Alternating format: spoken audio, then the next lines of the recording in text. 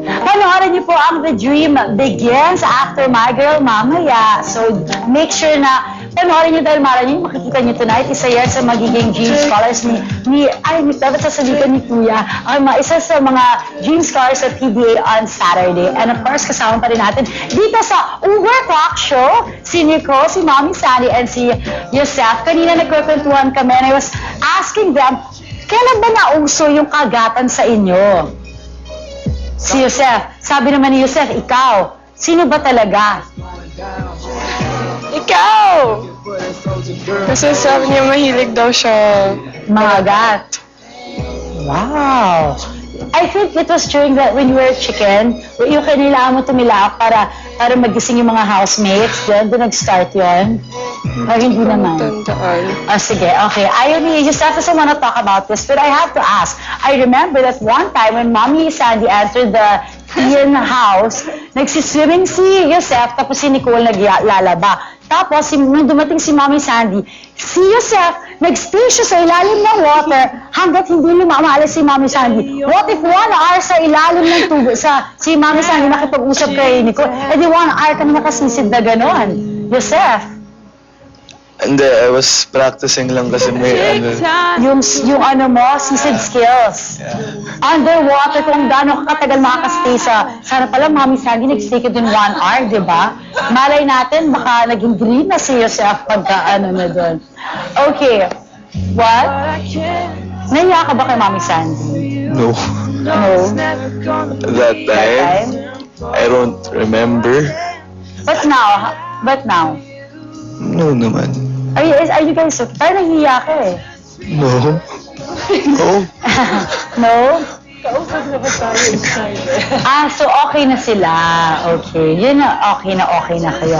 What was the most memorable moment yung dalawa sa loob ng house? Una ka na, Yosef. Para sa akin yung most memorable siguro yung na-nominate kaming dalawa ni Nikki with Kevin. Tapos yung pinapack na sa amin ni Kuya yung gamit for eviction night.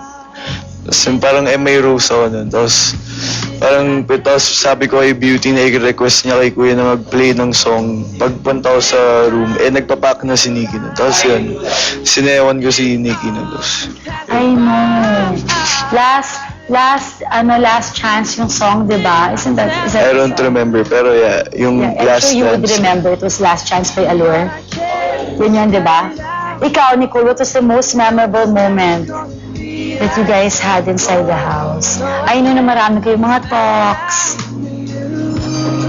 Siguro yung very first talk.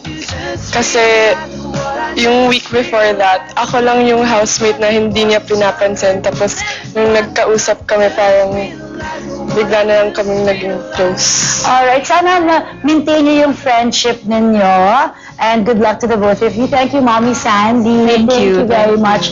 And I'll see you guys again. Okay, maraming salamat. At bukas naman po makakasama natin ang second.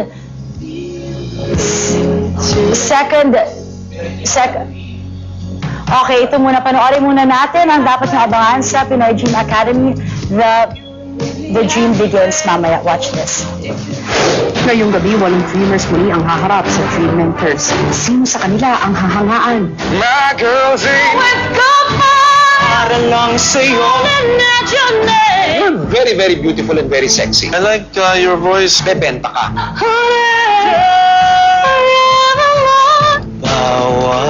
Kasi hindi ka namin maintindihan. The voice is very weak. Inulat mo kami, bigla kang sumigaw sa huli eh. Malaki pala yung tinatago mo. Nabot! At yan po ang dapat yung abangan sa Pinoy Dream Academy. The Dream Begins mamaya right after my girl. And who will have next? Magkita-kita po tayo. Bukas makakasama natin si Robbie. I'll see you all tomorrow. Bye. Thank you again. Mommy Sandy, Nicole, and Yosef.